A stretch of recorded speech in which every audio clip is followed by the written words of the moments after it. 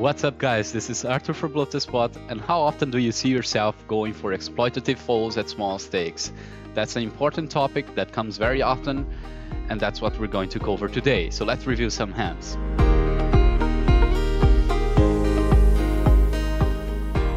Before we jump into the hands, I quickly want to tell you that MMAsherdog just released a brand new webinar in which we'll give you 5 tips to win more money in poker in 2020. If you have any interest, the link is down below in the description. It's entirely free, but only available for a limited amount of time, so grab your copy before it expires. What's up guys? So let's go for the first hand of the day. We have King Queen suited, big blind calls us, and we have a first decision already on the flop. We're slightly deep here, and I think here we want to maybe start using a mixed strategy, unless we really know our opponent is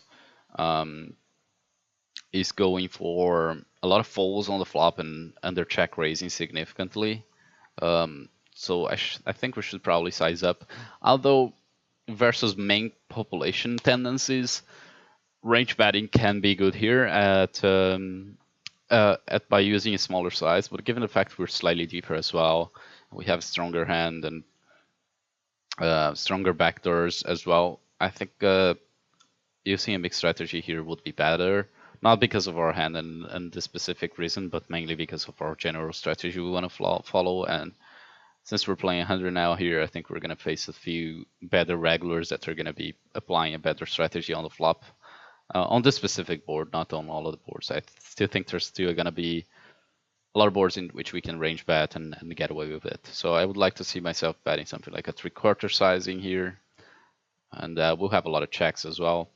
But usually with my stronger pairs and draws here, we're going to be betting, so I can check some weaker queen x's, some 9x's, 7x's, and maybe some offsuit king x's that queen x's that don't have backdoor flush draws, things like that. So we do go ahead and bet, and we do face a check raise. So first of all, I think when you use a bigger sizing, we're already saying we're betting a mixed strategy, and we're not that wide anymore. We're somehow more polarized and more with a tighter range. So I think if our opponent wants to check raise, he probably would like to go for bigger sizing as well, and saying, yeah, I'm also check raising, not that wide anymore, because your c-bet range is not that wide anymore, and therefore I want to size up and represent stronger hands and stronger draws. So I think our opponent makes a slightly small mistake by using a smaller size here. We do go ahead and call.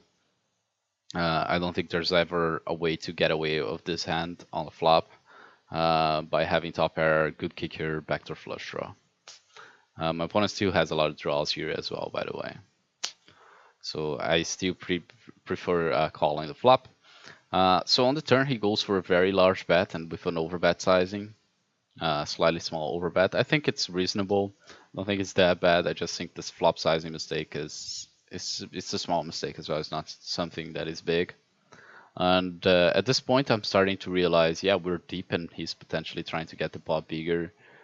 Although in a single raise pot, 100 big blinds deep, that would also be something very, very frequent seeing in pile solver and things like that, because yeah, he's supposed to be very polarized on the turn when there's overcards on the flop and the board is pretty dryish yet.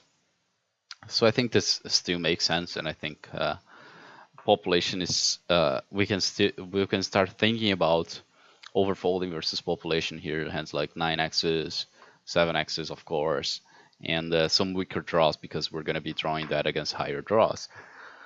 As for our hand specifically, don't think we can get away with it. There's still, again, a lot of draws, Jack 10, 10-8, etc.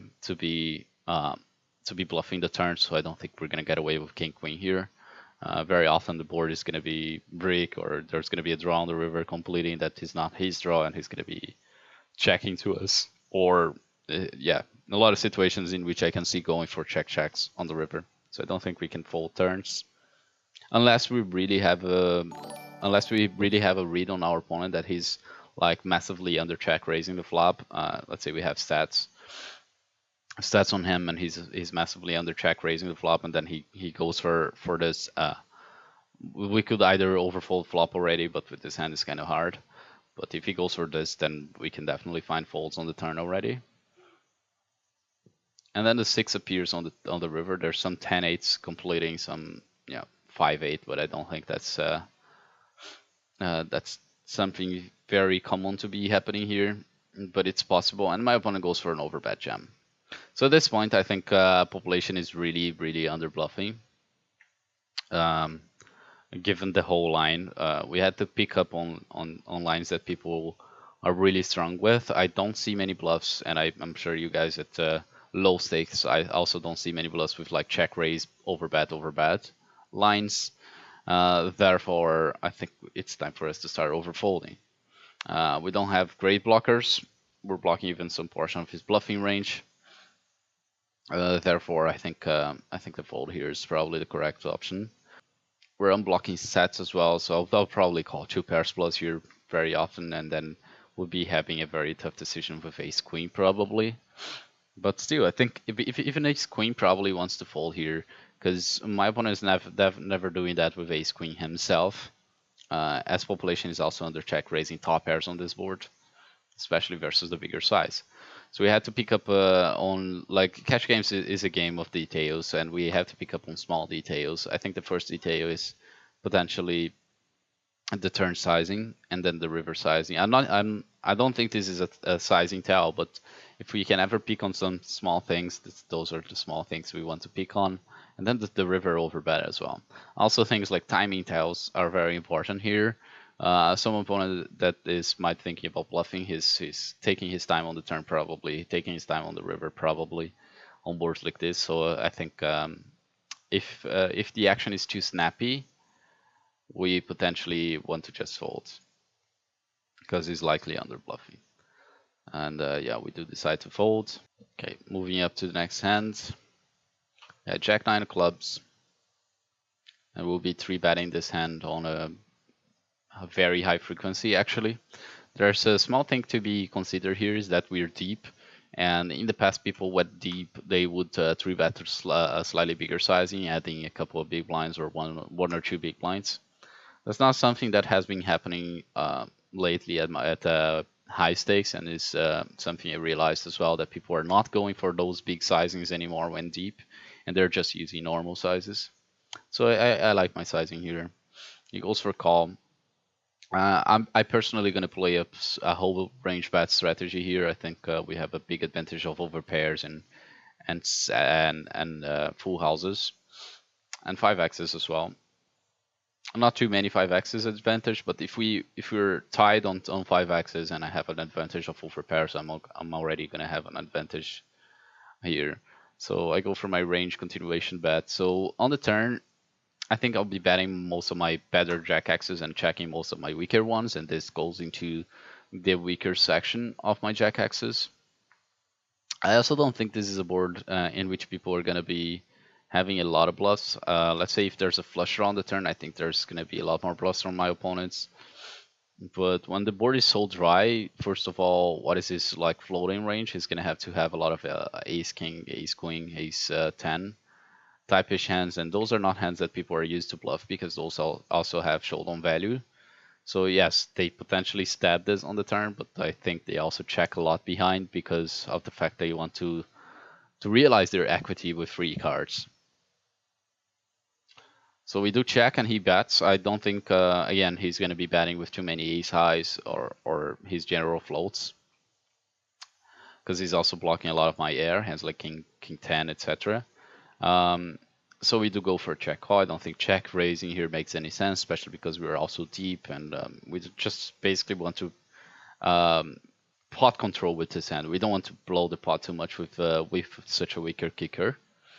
It's very possible my opponent is betting hands like 6s, 8s, or 9s and 10s here. And I think that's very reasonable, because he wants to deny a lot of equity against my overcards, hands like king queen, queen 10, ace queen, ace 10, etc. And he doesn't want to give me free cards. And the 6 appears on the river. So now there's quite a few hands completing. Hands like pocket 8s, pocket 9s, and pocket 10s are most likely checking back, so I don't think he's ever betting those. As I said, I also don't think he's going to be wanting to bet a lot of hands like ace 10, ace queen, ace king. If he has this on his range, he's probably also even going to check back those on the river, potentially bluffing some ace 10s. But again, I think he's potentially even folding a good portion of those on the flop already. So it doesn't get too often with ace highs on the river. I think he's still probably likely to be under bluffing, and this sizing is just screaming value to me. And we have to start thinking with which types of hands he's going to bet with this sizing. I don't think he's going to bet hands like 10s here. I don't think he's going to bet hands like 9s, which were blocky, and I don't think he's going to bet hands like 8s. Because remember, we bet the flop, so he's already likely thinking we have some kind of a pair on the flop, and then he bets the turn. So even if he had 8s or 9s or 10s here, he's already considering if he bets, and if he did a bet and we did call, we're going to be very likely to be having a jack here or stronger. And on the 6 on the river, when he bets again with the small size, if he starts betting too many of those pocket 8s, pocket 9s, pocket 10s, he's going to get a huge amount of check raises out of my strategy. So I do think he has a lot of value here, and better value than my hand fairly often. I think an exploitative fold here would be the best option. He either has a 5 wanting for me to jam, or he either has a better jack. Something like queen jack is reasonable. Something like king jack is reasonable. That doesn't want to put as much money, but still wants to get another street of value against hands like pocket 10s, pocket 9s, pocket 8s of my range that I'll be check calling the turn with 100% of the time, basically. So I think his strategy makes sense. It's going to be something that Pi is probably going to be doing. But exploitative versus population, I think this is very value heavy, and we should be probably overfolding. Okay, now we have king 7 offsuit. It's a very interesting hand. We flop 2 pairs on the flop after calling the big blind against the button. So this would be one of the boards that I already think people are like using different strategies very often. I see a lot of people using mixed. I see a lot of people using 1/3. I personally still think that population is going to play very wrongly on these rainbow boards, and I can use a very aggressive 1/3 strategy. But my opponent here goes for a 3/4 bet, and I decided to go for a check raise with my 2 pairs, which I think is reasonable. We will be including a lot of calls as well, but not with that strong of a hand. I think we're supposed to check raise on a high frequency as well. So there are going to be some calls on my strategy, even with this hand, even with some potential sets that I think don't need that much protection. But I will be 3-betting most of my 9s, so still like most of my sets are going to be king 7, pocket 7. So pocket 7s get check raised more often because it needs slightly more protection. But yeah, we did decide to go for a check raise this time with king 7, and he goes for call.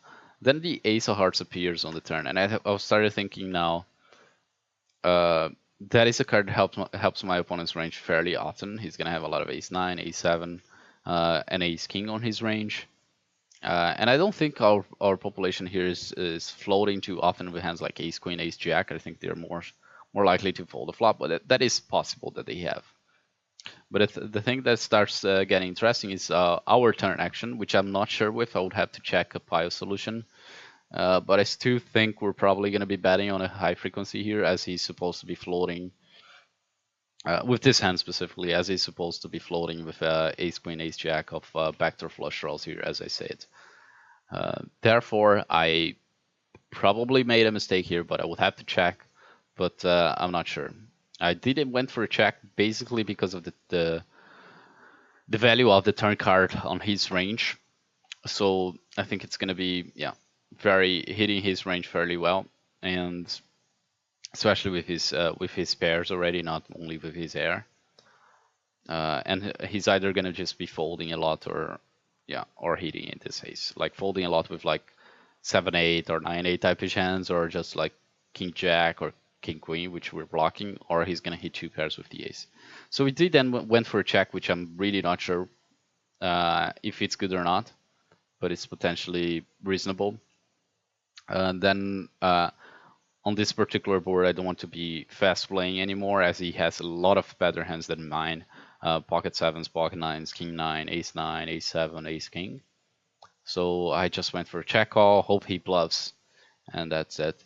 So we have 82 left on the river, and there are some draws completing now, like the 10-8, which is a very reasonable draw he might have. And the backdoor flush draw is not that relevant as well, and he goes for a jam. So very tough decision now. Like, we have to think about what is his bet call range on the flop that is gonna bet against the check on the turn and then overbet jam the river for slightly overpot. And I would like to pick on some details. Let's review the hands and see what happens. So he opens 3.2 normal. Then he goes big on this flop, which is already unexpected on my side. I go for check raise, he calls. It appears on the turn, we check, and he went for 20 big blinds on the turn. So this is already like close to 3/4 sizing, which is going for the bigger size again. And he's adding up for the river jam, but that doesn't say as much. I think the flop sizing probably says a little bit more than the third sizing, that he's probably strong on the flop already. And then the 6 appears on the river and he overbet jams. Not much we can read out of his sizing, out of the hand overall, and out of the line overall. We get a little bit in trouble because we check the turn, but still, let's think about which types of bluffs my opponent is going to want to have here. First of all, a great bluffs would be something like blocking 2 pairs, something like hands like 7-8 or 9-8. Even though this is potentially over bluffing, but I think those were going to be nice bluffs. But I already start thinking that people are checking those on the turn, unless it's a very aggressive opponent, which I don't think is the case here. So there is the 10-8.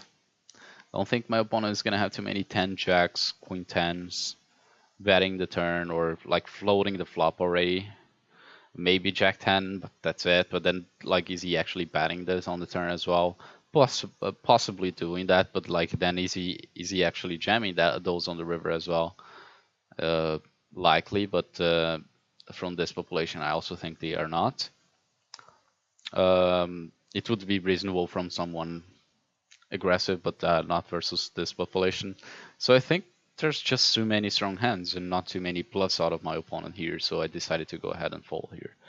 A very interesting hand in which I want to see your opinion. If, like, would you bet the turn? Would you call the river as played? Would you like check raise the turn again, or what would you do different here?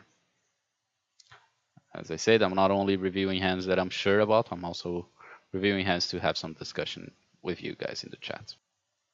Okay, max hand, pocket threes on the cutoff versus the big blinds. We see that got called. I'm gonna be c-betting my entire range here, as I said. We discussed this a little bit on this session, so yeah, I hope we don't need to repeat that myself again. We did go for a range bet. I do think that's possible to have a mixed strategy on this board, but I think exploitative is better to just simplify. And we have a decision on the turn, specifically with this hand. And with our entire range, what we're going to do here, I think we're going to only have the overbet sizing, given how the board is constructed. And I don't think my opponent has too many 5 deuces on his range, so the 3 is not that relevant in terms of my strong ace axes are still going to be strong hands. Like hands like ace king are still going to be a good pair. Hands like ace 9, ace 4, ace queen, ace jack are still going to be the same equity realization or the same equity wise hands in terms of strength. So the 3 doesn't change as much. So I think my only sizing here is going to be an overbet.